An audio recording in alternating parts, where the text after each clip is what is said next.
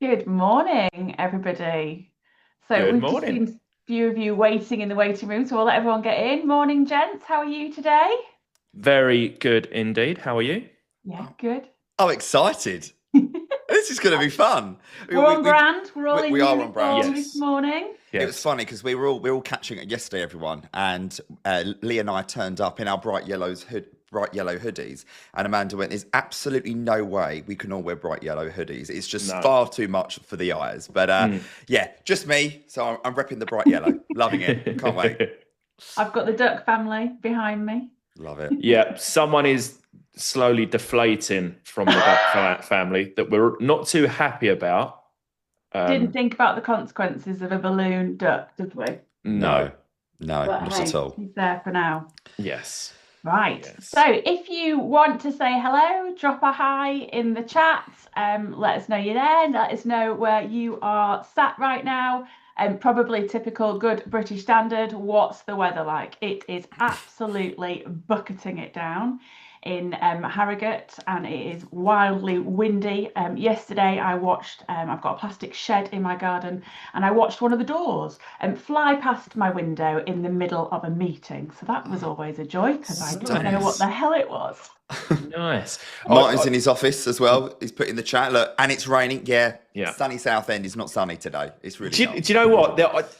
Sometimes there's a positive with the bad weather, right? Because both of the boys' football games have been cancelled on Sunday already, and I am out Saturday night. So I think that is a little bit of a blessing. So sometimes I'm all for the rain.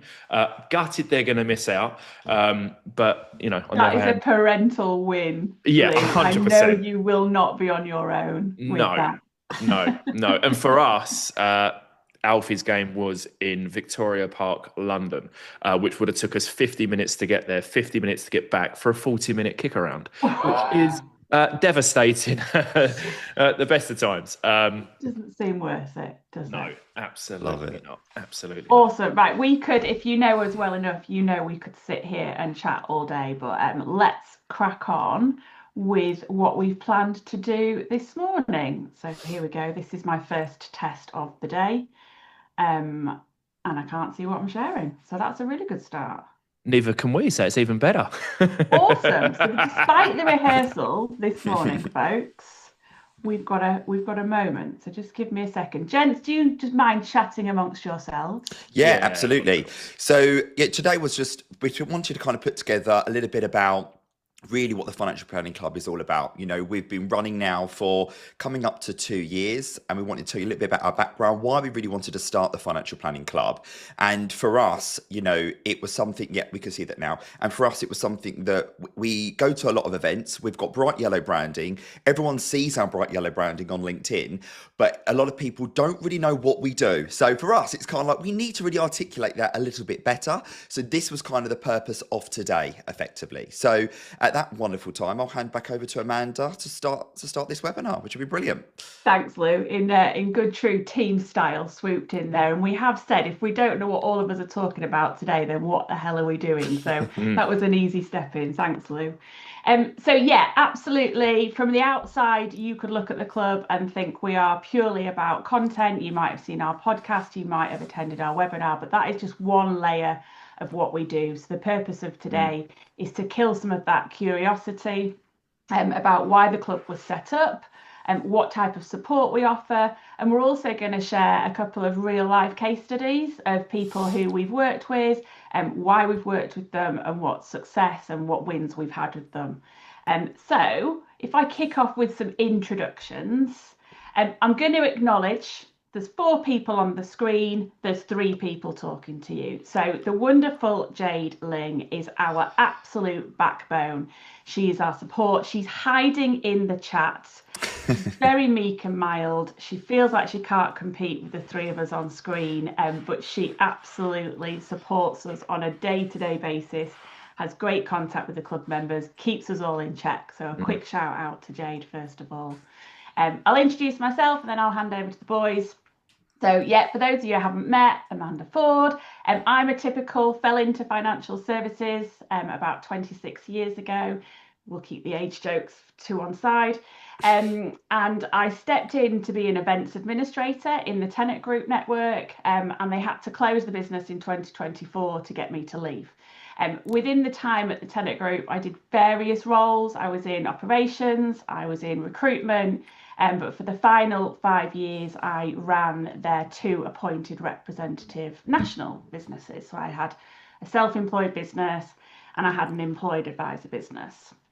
I'll talk a little bit more about how my background plays into the club as we go through the intro. But how I know Lee and Lewis is they were a recruiter they were recruiting my self-employed advisors into Tennant Financial Services. And when I was made redundant from the Tennant Group, I rang them up and I said, I need a job. And they said, we've got a business idea. So Lewis, I will hand over to you first of all, please. Perfect. And I remember that conversation vividly, Amanda, because I basically offered you a third of the business without even talking to Lee at that time. I remember it very well too. And also, I was quite open on that call with you, Amanda, because I said I couldn't afford you either. So we had to find some way of making it work. But do you know what? We made it work. So my background, Lee and I have been running Anthony George now recruitment for this is our 10-year anniversary. Can you believe it? But a real big shift for us was about 5 years ago, where we went to a subscription-based recruitment model, and we basically worked one-on-one with our clients, and that changed the whole relationship. And that's where the whole consultancy piece, inverted commas, started to come in, and we started to work one-on-one with clients. Fast forward to today, we're supporting well over 25 plus businesses, and really working one-on-one, but my background started as a 17-year-old gold bullion trader selling physical bars of gold with a 3% markup. Fast forward to today, it's a massive shift, and I love everything that I do. I generally feel like I'm the most luckiest person in the world to be working in this industry. So yeah, really excited to share a little bit more about my story, my journey, and my role within the club as well today. So yeah, fantastic.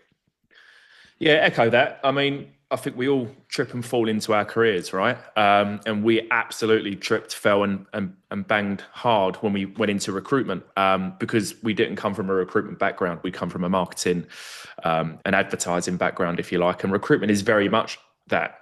It's been a very interesting 10 years over recruitment. And as Lewis said, we was in a situation where we was probably talking ourselves out of more jobs than we were bringing them on. People think sometimes the quickest solution to fix something in their business is to put a bum on a seat. When in most cases, that's not the quick win here. It's really having a look at your tech stack, your ops, and everything in between. So we actually done very good at talking ourselves out of a lot of recruitment work. But also, interestingly, when we started our recruitment business, we didn't have a clue what we were doing. We needed support, we needed consultancy, we needed mentoring, we needed a coach. And from day one, that's what we did. And we've still got our mentor and our coach in our recruitment business now. And it's a model that really reflects what we're doing in the club now as well. So, it goes hand in hand. Thank you both. I think what jumps out there for me, and what I always remind ourselves, is we've been through some of the journeys that the people that we work with. I thought I was going to be a corporate girl through and through for life. That shift to being a business owner was a really big shift, not just practically, but emotionally and mentally. I always joke, I spent the first few months looking around me going, who's going to do that? And I'm like, oh yeah, that's me. No team now. So we've roll got the sleeves up, girl. So let's look at our why, and sort of the guys have mentioned it a little bit already, but the reality that we see of people who are running an advice business like yourselves on this call is all the different things that you have to do. So there's a constant level of decision making, and again, I reflect on that quite a lot, both from a point of view of a positive and a negative. So previously in that corporate role, I'd have had to get sign off for everything. Things would have taken a lot longer. So what I've loved about being my own business owner is the ability to pivot really quickly, make decisions. I believe the guys really love having a third person rather than a 2-person vote. There's always a 2 versus 1 on stuff. But that means there's a constant level of decision making, and there's a constant level of responsibility. The big one for me is always the wearing the so many hats. Like I said, I was very used to having a team that, you could send marketing to, and that did the operations piece, that did the sales, and then suddenly you become all of those things. And in particular, when you're starting out or you're a small business, it's a bit like, which hat am I wearing today? And we all know that trying to multitask and split between jobs is never as productive as you need it to be. But if I just define how I always talk about it, is the two key hats. And people, start as an advisor, and then typically they decide they either want their name above the door, they've worked for somebody else, they don't want to pay somebody else, they want their name above the door, or they inherit a business off a family member. And you suddenly sort of fall into that being a business owner world, and that's not necessarily maybe what you set out to do. It might have been an ambition, but it's a real shift from being an advisor in a business, the way you're fully supported, to stepping out to being a business owner. Lee talked about growth there. So everybody has got an aspiration to grow in some respect. It's, some more than others. Some want to shoot the lights out. Some want £1 million businesses. Some want lifestyle businesses. But growth, even from just you and a number of clients, brings complexity. So whether that's employing staff, whether that's the number of clients that you're working with, whether that's the tech systems that you need to embed, these are all things that, bring complexity rather than clarity. And then I mentioned I had a self-employed business previously, and one of the things I loved about that was, it was run like a franchise model. They were all acting under a brand name, but they were solo advisors with their own client banks. But what they loved was the ability to come together, first of all, and be part of something, and feel supported. Because being an advisor, in particular in a world where we're working at home, I've had that shift from being in an office to being at home. Even the logistics can sometimes feel quite lonely. So these were things that all three of us had seen and experienced, wherever we'd come from, that we came together and went, actually, this is something we can help to tackle. So in particular, the first one for me, this technical and compliance support. So for all the right reasons, networks and compliance providers exist to support business owners and IFAs from a point of view of regulation, risk and compliance. But the massive gap I saw in the network space in particular, that's my experience, is supporting the actual person at the end of it, the business owner. One of my light bulbs about 6 months into setting up the club was when I was in the recruitment. So I ran the recruitment team. So big salary, salespeople, bonuses, entertainment to bring new business into the network. If we'd have redirected some of that spend to just working with the business owners, whether it's business development, whether it was how to generate leads, whether it was marketing support, we'd have looked after those that were in-house a lot better. You then get the retention piece as well. So for all the right reasons, those companies exist. We're just trying to bridge the gap that we see that those businesses don't offer. And that's where the second one comes in around the person at the end of the business. Your natural want and desire is going to be to support the clients, but we always say who's supporting you behind the scenes. And then that community piece, we talked about the loneliness, the isolation. We were spotting gaps in the way that people come together and share. We've all been to that networking event where everybody's got their head down, nobody talks about their business, nobody shares best practice. We like to create environments where people are really open and transparent, either about their issues, their problems, but also about their successes, without the fear that there's, somebody's going to copy you. We use the word collaboration a lot about bringing people together. We have that in our provider world as well, where we've got, a couple of MPS providers that we're putting content out for. It's not about competition. It's about the greater good of the industry. So the types of firms that we work with, so we're IFA, business owner managers, so people who are in that leading position, and they're typically in a place where they want something to change, whether that's growth, whether that's wind down, whether that's building a team, whether that's efficiencies. So people who have just got that point where they just want to make a shift, but they're like, I don't know what to do. I need a second voice. I need some support. I need a bit of accountability to make sure I do what I said I would do. So they're the type of people that sort of come to us and that we work with. And we're really keen that through those first few conversations that we can visibly see how we can help you. Because we want to work with you, for as long as we can. And that for us, sort of our job satisfaction is about making sure we can make a difference.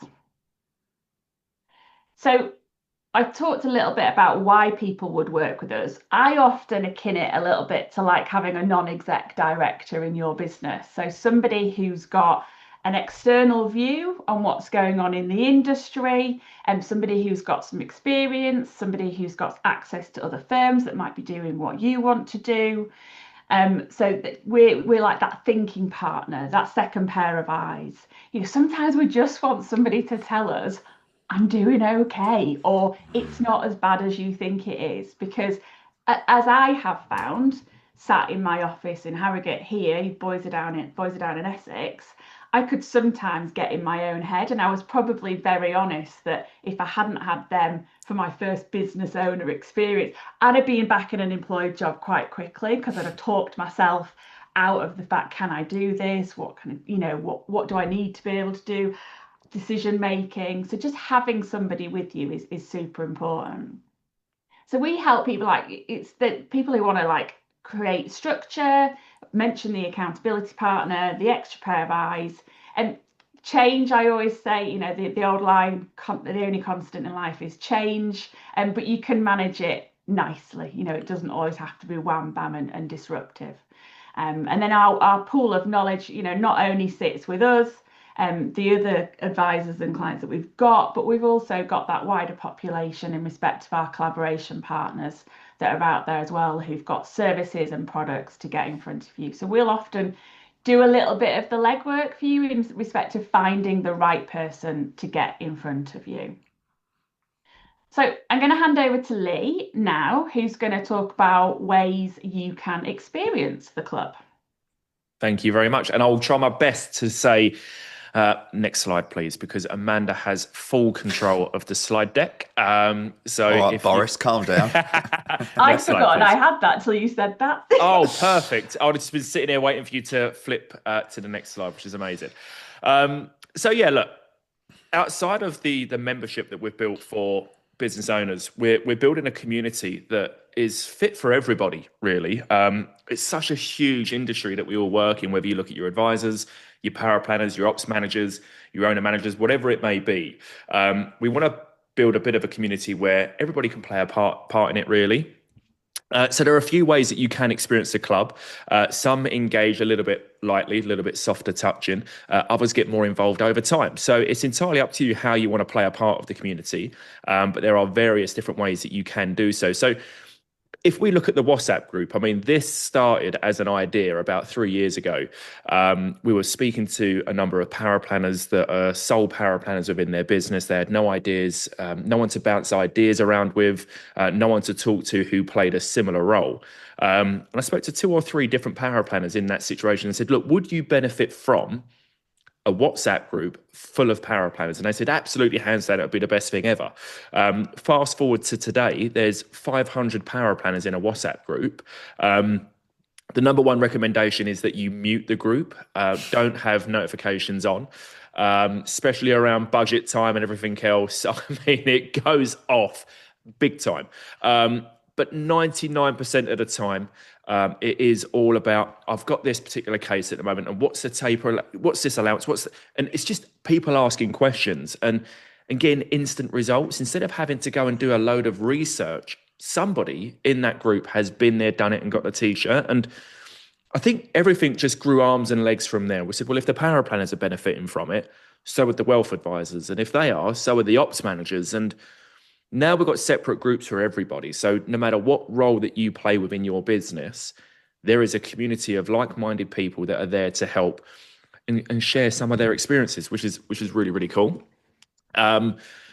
If we look at our webinars, I'm known as the webinar man, unfortunately. I think we went to an event recently and they went, "Oh, you're the guy that does the webinars." I mean, I'd love to be known for more than the guy that does the webinars, but it is what it is. I'll take that. Thank you.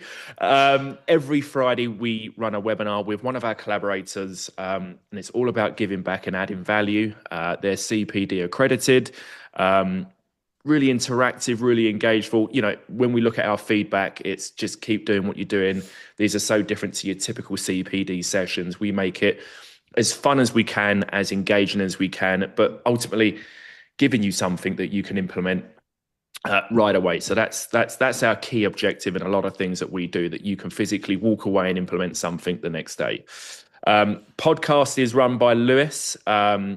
This is just hearing about other business owners, people that have built businesses, gone through different hurdles and challenges, and how did they overcome that, and what's their background, and why they do what they do. And you'll find yourself in a similar position to a lot of these people that are on the podcast. So you can hear where they were, and that might be where you are now to where they are, and that's where you want to go. So it's really insightful to sit down and listen, and you can listen to these on anything, Lou. I think your Spotify's, your Amazons, and wherever else you listen to your podcast. So again, the Financial Planning Club, I don't know how many episodes we are now, 50, 60? Yeah, I think we're coming up to near 100 now, Lee. Nearly 100. Every week. Oh, we know it's every week, Lou. Every single week. Oh, we know, don't you worry. And our face-to-face events. And it's just echoing what Amanda said about people sitting there. Everyone takes their notepad and keeps everything to themselves. And, everyone's very hush-hush and, I've got an idea, don't share that. We've just got a completely different outlook on things. Our face-to-face events is cabaret style, working on your business with other business owners. One good thing you did last year that got you to where you are today, and one thing that you need to reflect on, one thing. And it's just, you're creating an environment where people feel comfortable to wear their heart on their sleeve a little bit. There's no egos in the room. It's just, let's work on this together, because again, someone has been there and done it and come out the other side. So it's really about doing things together and not alone. If we was to sum it up in a little bit of a sentence, if you like. Next slide, please. That's really how you can have a bit of interaction with us at the club. Community and mentoring. So yeah, exactly that. So the community piece is really the core of the club. It's not just what we can do for you and your business. It's what our community does for you and your business. It's the other owners, it's the other collaborators. Because even when you look at some of our collaborators, we're working with some really, really big firms in the industry, and they work with a lot of good firms as well. And everybody just shares best practice. It's a place where you can ask other business owner questions. It's practical, it's honest. Most of those conversations are starting with, is anybody doing, or is anybody used? It's just a really safe place for you to ask a question and really sense check some of the decisions that you're making in your business. And everything starts with is, has anybody done this, or is anybody looking at that, or can anybody give me some advice on? And 9 times out of 10, how many times have we seen in those groups, I'm happy to set up a meeting if you want to jump on and I could walk you through this particular software, or, come on and I'll show you what I'm doing. So it's really collaborative in that aspect. If we look at the business owner mentoring part, and again, it's really going back to what Amanda said. Most people start out as good advisors, right? And then they decide that they want their own business and they want to branch out, or they want a bit more independence, a bit more flexibility. And it completely depends on the type of business that you're building. But at some point, you will want to steer your own ship. And as Amanda said, you go from wearing one hat, I'm an advisor, to I'm now marketing, I'm compliance, I'm processes, I'm tech. I've got to think about my website. I'm now looking after the people around me as well. And all of a sudden, you've got all of these caps, and very few people are experienced in wearing all of the hats at once. That's the key point. Even when we look at us three, we've all got our swim lanes. We all know what we're good at. We all know what we're not good at. And other people just fill those gaps for us, So we know that creating content and marketing isn't our skill set. We outsource that, So we really sit down as a business, the three of us, and think, where are we? What are we good at? What are we not so good at? And it's just really about having your swim lanes. And that's what the club is here to do as well. Really identify what that is within your business. So some members, as Amanda said, see us as a non-exec direct.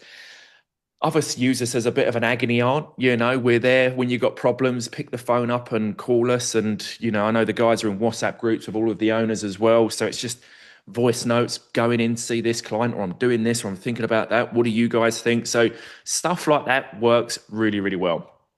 But ultimately, it is about getting the structure. It's about being challenged and being held accountable. You've got to have some guidance and everything, really. So it's about turning your ideas into priorities and your priorities into some really good actions. Next slide, please. Thank you. So yeah, look, in a nutshell, it's planning. Everything we do is about planning, and it all comes back to that real structure piece. And then again, back on the accountability, everything starts really with a 3-year business plan. What does it look like? Where do you want your business to be the next 3 years? We break that down into a 12-month roadmap. Today, 12 months, where we're going to be. And then again, let's break that down into smaller 90-day sprints, because anybody can look at a 3-year business plan and it gets filed in one of your cupboards or in your SharePoint, and no one really goes back to it until someone says, have you got a business plan? You go, yeah, of course I've got a business plan. Where are you towards that? Well, nowhere really. I done it about 3 years ago and I've never looked at it since. And look, we can all fall into that habit of saying we're going to do something, whether that's in business or in personal life. We all say, yeah, we're going to do something, and other things keep getting pushed in front of it. And it's just about really pulling things back. So it's all about giving you the direction to keep momentum when other things start to take over. So off the back of that, we're going to do regular check-ins. We're going to see where you're at, what you said you was going to deliver, have you delivered it? What we said we was going to deliver, have we delivered it? You're going to get an insights discovery profile. And my gosh, we've done this recently. Amanda come into our recruitment business and done an insights discovery session. It firmly sits on my desk. People use it all the time, and they say, "Yeah, Lee, you do need to be brief, be bright, and be gone." Depends if I'm in a particular task. Just be brief, be bright, and be gone. I'm in the middle of something, but it's really good to understand not only how you communicate and how you receive information, but just how you react and interact as a person, which I think is really important. Especially when you are growing a team, it's different dynamics, and it's just about understanding people's different personality types as well. So that's really, really good. Workshops and roundtables. We do a lot for when you actually sit back and you reflect about everything that we do for a business. We do a hell of a lot, depending on what's going on in your business. I think a big one at the moment, I think Lewis will know this as well, is a roles and responsibility exercise, where people are wearing so many, not even wearing so many hats. People are responsible for so many things within their business that sometimes they forget how important they are. And when they think about, I need some support, where do you need that support? Because nobody can really pinpoint where they need that support until they write down everything they do and start pulling out the things they're good at and the things they're not so good at, or the things they want to continue doing and the things they don't want to continue doing. That's where you can start mapping out your roles and responsibilities and where your next bit of outsourcing or hiring is coming from. So yes, you do get quite a bit from us three and the wider community as well. So yeah, next slide. Where are we? What are we doing next? What do you get? Very good question. What do you get? So we're going to give you all the stuff to make your business run a little bit easier. And that is absolutely the templates and tools. Not to reinvent anything, but to give you the templates and tools that work in a lot of businesses. Your quarterly reviews, every single quarter we're going to sit down. It's really about resetting your priorities. We can all drift, and sometimes we need to revisit, what are we doing?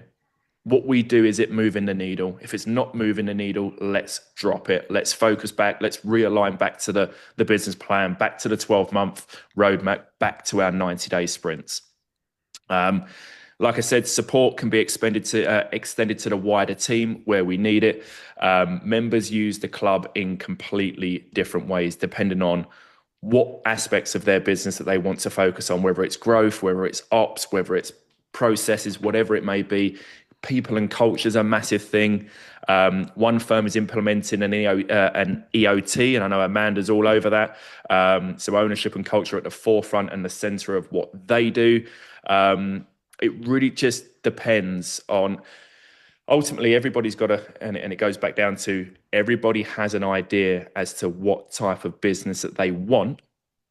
It's just giving you that guidance as to how to get there with clear, actionable sprints. So absolutely, if you want something that's a little bit more structured, a little bit more accountability involved, then come and have a chat with us at the club. I'm sure we can help. I think I'm done. Lovely. And now to put into a little bit of some context for some of you. So we spoke a little bit about some of the principles, how we operate, how we work with owner managers. But let's kind of bring some of those stories to life. So my role in the club really is working with you on this call today. And one of the first things that I always say in a discovery call is I need to know what you truly, truly want. And we can't coach the uncoachable, okay? So for me, it's really unearthing what you really want from your business, because this is your business. Financial planning is one of the most phenomenal opportunities out there where you can create a business wherever you want to work 5 days a week or 3 days a week. It's really down to you and the lifestyle that you want to create. So I've got some examples here of some of the businesses that we've been very proud to be working with for some time, and to give you a bit of an insight into how we operate with those, from one-man band firms to larger organizations to very, very large organizations. And we kind of cover everything in between that. So let's just do Lee as an example here. So he's a very much well-established business, business that has been running for well over, I think, 15 years, originally 15, 20 years now. It was originally his father's business. His father now retired, and he has been the main owner of that business for some time. He wanted to come to us because we knew a little bit about his background, and he really wanted some support about that growth stage. He's successful, he's profitable, but what does that next stage actually look like for him and his organization? So a lot of that was that personal reflection, understanding that he's now the leader of the business, and where does that growth actually look like, and where does he want to be within his firm? Some of the things that he kept saying was he feels really overwhelmed. I don't have much time for anything. I've got a team that's actually not actually growing at the moment, and I need to think about what my next step actually looks like. So one of the first things we done was a real big, solid, 2-hour mentoring session to really understand where he wanted to be in his business, and started to clarify his role within that organization. And I got him to do a roles and responsibilities workshop that we sat down together and done that for the entire team. And we started to identify that he needed to do some big hires, okay? He was totally at capacity. We were undercharging in certain areas. He had quite a streamlined back office system, but some of the teams weren't working as efficiently as they could be. So we started to identify that realistically, he needed a really good quality power planner that could potentially take over from him, so he could start to get rid of some lower value clients, and he could start focusing on that new business and where he really wanted to be. We then realized he needed some operation support quite quickly. Okay, so financially the business is there, but it's taking that plunge. To start doing some really big strategic hires, you really need to make sure that you know where your role is going to be moving forward. So we realised we needed a real good operations person, a real good strategic power planner coming in, and also a really good quality administrator. So suddenly, his team of 7 has grown very, very quickly over a course of 12 months. But it's been now intentional, okay? So I'm starting to think about where he wants to be within his organisation. I've actually got his meeting coming up to review the next 12 months because he's doing really well. He's thinking, well, how else can I add more value here? But one of the main things for him, he wanted to feel lighter. Okay, he felt the pressure of an owner manager, and that for me was one massive outcome that I was so bloody proud of. And I'm going to swear there because I was so proud that he could feel that weight lifted. His team was more streamlined. Profit was up. And the guys, we're a business owner, we're businesses at the end of the day. If you're not making profit, there's a serious problem going on here. Okay, we need to be making profit. He feels lighter.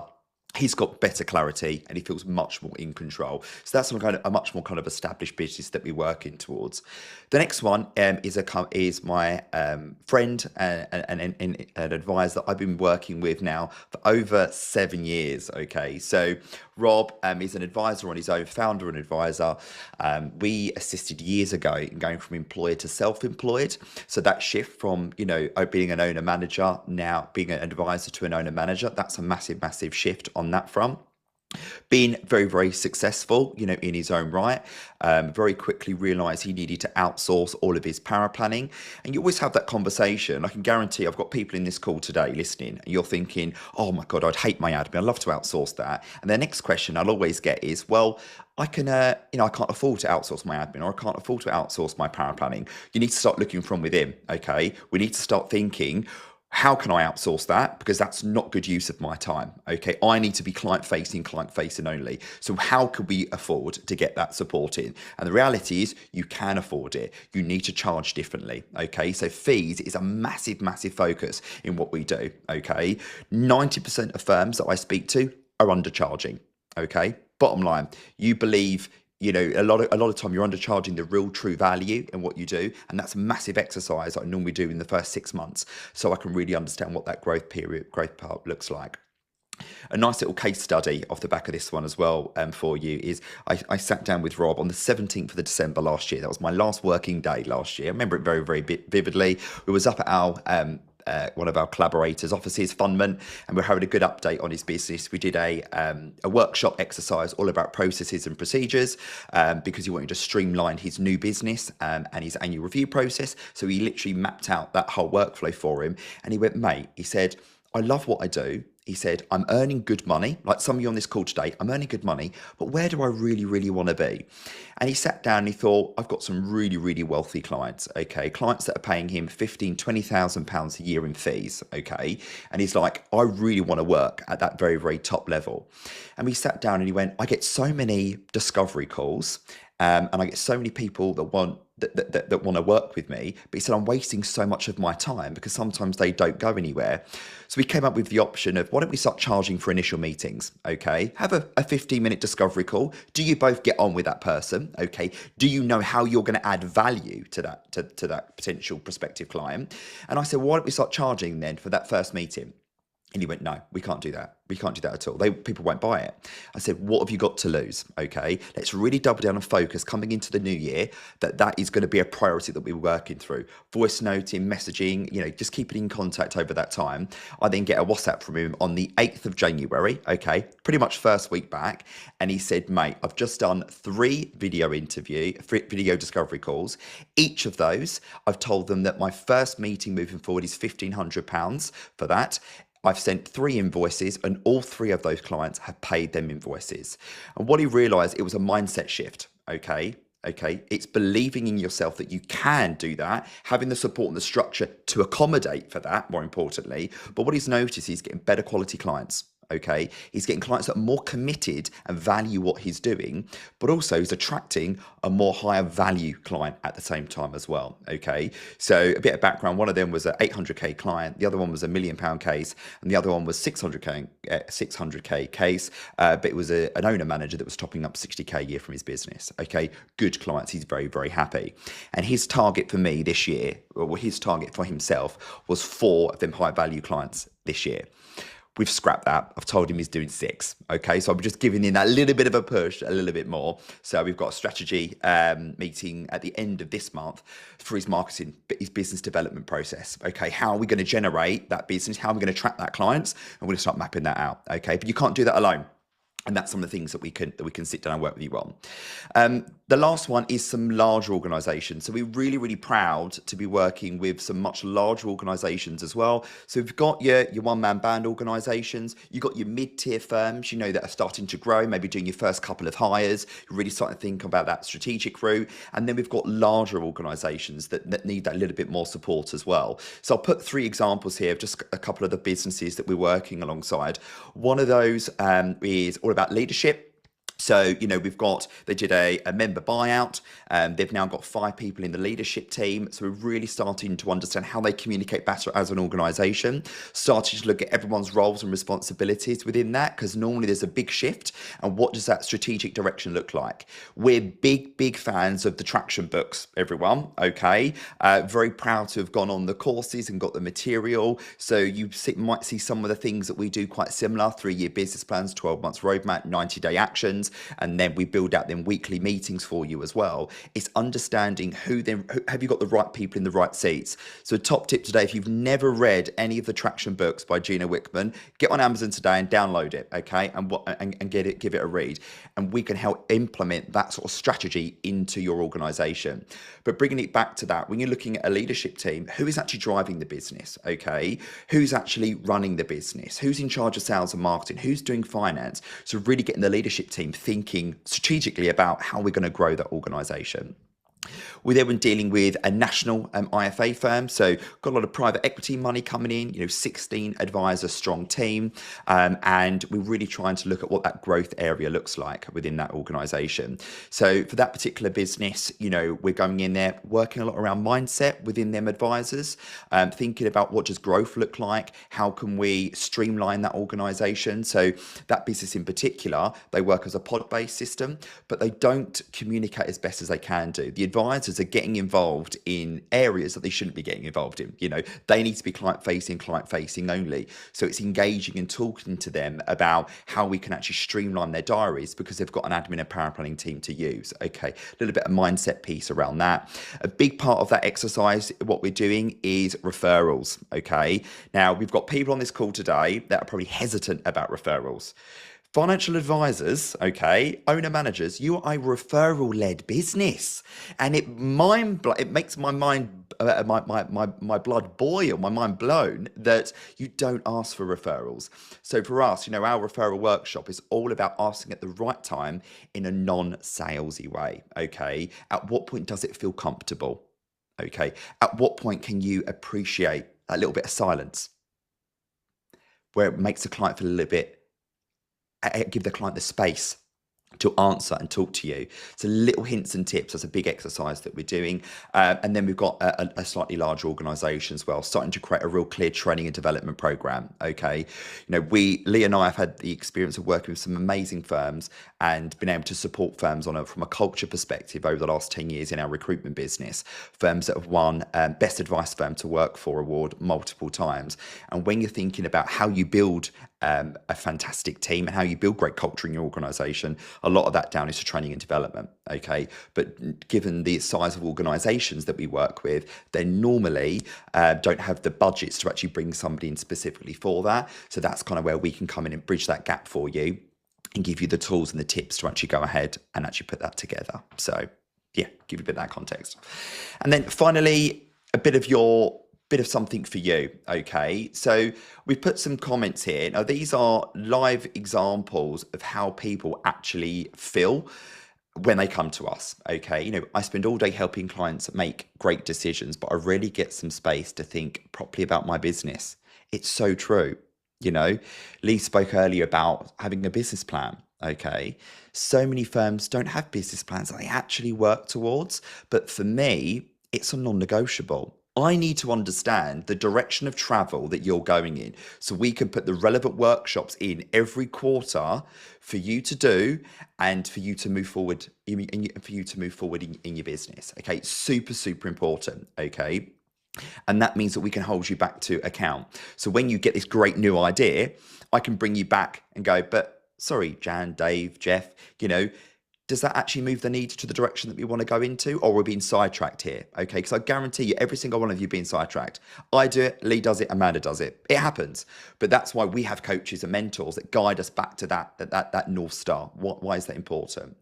I'm going to jump down to the middle one here. The business is changing, but I'm not sure my role or my thinking has caught up yet. That is so common. When you're trying to grow a business, you really need to think about what is your role and what is the role that only you can do. Okay, not that you think you should be doing, but what is the role in the business that only you should be doing? Okay, now If you're really analytical, really, really technical, okay, then that may be where you need to be sitting. You might need to bring in an advisor. We've done that previously. I've got an advisor at the moment. He said, this is really my skill set. I know the direction, but I really need someone that's going to be client facing. Think about where you truly want to be within your organization, okay? And then we need to build the team around you. Or you might not want to recruit. That's absolutely fine. You know, I've got one advisor. He only works track days. You might have heard this, okay? £250,000 turnover, and he only works Tuesday, Wednesday, Thursday, okay? Everything else is outsourced in his business. Absolutely everything is outsourced because he wants to spend time with his children, okay, and his grandchildren on a Monday to Friday, okay? We build it around what you want from your business, but it starts from with you. What do you really want, okay? And it's building off the back of that. Next one. So kind of what happens next. So look, start consuming some of our content. Okay, like I said, come listen to the podcast. You know, like I said, I've been so proud to run the podcast. I've been able to interview some of the most successful financial planners, okay, in the country. You know, planners that are doing over £1 million a year with a team of 2, okay. What are they doing? What can we learn from those? You know, what can we learn from the most successful planners? Okay, have a listen, read out, have a little blog into our newsletter, join some of the webinars that we can get involved with. We are traveling the UK today, this year. Okay, so not today. I mean, that would be pretty much me. I'm not doing that. But we're in Manchester at the end of March, I believe, Bristol, Glasgow and London roughly every quarter. So try and get along and come see us face to face. We run Experience the Club. Some of you might have seen Experience the Club. So it's a 6-week course. Owner managers only. It's an hour and a half every week for 6 weeks, and we run 6 areas to run a profitable financial planning firm. So they're mini workshops that we do physically with members to actually, you know, enhance their business. We launched that last year with the wonderful support of Tatton Investment Management, where we had 25 owner managers on that meeting. We've then launched it again this year. We had over 70 people want to attend that, so we were so proud that it really started to gain traction. The feedback was amazing. Again, they supported it for a second time round. We are launching it again for the 3rd time. I believe that's over in, I think it's June time after tax year end. We don't want to do it around that time. So again, if you want to get involved and start to understand what kind of the workshops are like, you know, then don't hesitate to go and get involved on that front. And then, like I said, the community, our free community, get involved on that front. If you want to have a conversation with us, then do. Okay, come and have a chat. You know, Amanda will put a booking link up, and we can look at trying to get some time in the diary to understand if it is good for you, okay, and how that can work. I'm also want to talk about fees and costs, because we don't do everything for free, everyone. So how does this work, and how does that kind of how do we kind of put that all down together? So for us, we're really sensitive on cost and fair value. So, you know, when Lee and I first started our recruitment business, we realized we needed a mentor and support, but there's so much support out there that doesn't really resonate to what we truly need. And a lot of the consultants out there are really expensive.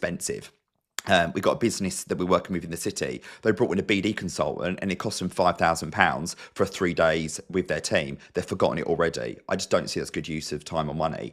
So how we operate and how we look at fees and charges is month 1 is £1,000, including VAT. And within that first month, we start doing your insights, okay? We'll send you over an insights program so we can understand how you operate as an owner manager. You'll then have a full one-to-one with Amanda to operate how you engage yourself, how you think, and that gives us the material to understand how we can structure content and communicate with you as best as we can. And then we start working at your 3-year business plans and mapping out that first 12-month plans. That's what we expect in year 1, that kind of implementation, that setup fee. And then it's a rolling £500 a month thereafterwards. Minimum term is 12 months, and then it's rolling thereafterwards. So for us, we've tried to do it at a price point that is cost effective, okay? It really is. For larger firms, we can't do it at that price, unfortunately, particularly when we're in the office face to face. So when we are a larger organisation and you need a bit more of our time and energy, then we'll put together a scope of work. Okay, what do you want to accomplish over the next 12 months or 6 months? Is it a one-off project? Is it a more longer term project? And then we'll come up with a project that kind of works best for you to make sure you achieve your goals that sits behind that. So yeah, that gives you hopefully a bit of an insight. You know, as you probably tell, we've got a little bit of energy. We love it. But for us, you know, just look from within. okay, what do you actually want is number one. What do you really want? And if you are sitting here in 12 months' time, okay, what would you be happy to have achieved? You know, so that for me is super important, because if you don't know it, we can't help you at that point either. Awesome. Thanks, Lewis. I wonder if we've had any questions. I can't see them because of the slide deck, or if there's an opportunity, if somebody's jumped on this morning to have a question answered and we haven't quite hit the mark, now's your chance to drop it in the chat. Yeah, questions and answers, or the chat function. Absolutely more than happy to help. If something sparked a bit of interest for you, it was quite interesting. We've got a lady on Experience the Club at the moment, and she's working through. And she went, "Look, I'm already at capacity. I just don't know where my next what I need to do. You know, my children are now a bit older now. You know, they're like 16 and 18, and you know, she was going, I just don't know what the direction looks like. I've got a waiting list of people that want to work with me?" And I said, "Well, do you want to recruit? Do you want to recruit?" And I said, "I don't know." So she's someone that I'm really excited to start working with. I've got to meet with her next week to just do a bit of one-on-one coaching to go, okay, well, what do you truly want? And let's start unpacking that, because it resonates. Everyone's going through the same sort of journey, but for us, it's to trying to understand where you want to get to. We can help you do that, and more importantly, hold you to account to make sure you do get there as well, which is exciting, you know. Very true. So no burning questions right now. You'll all receive links to all the different opportunities to get involved with the club, whether that's to join the WhatsApp group, whether that's to book a discovery call. So we'll send that out to you after today. So probably a final farewell from us. Thank you for joining. Absolutely. Thank you all very much. Loved it. Really good. Good session, guys. Well done. Cheers, both. Have a great weekend. You too.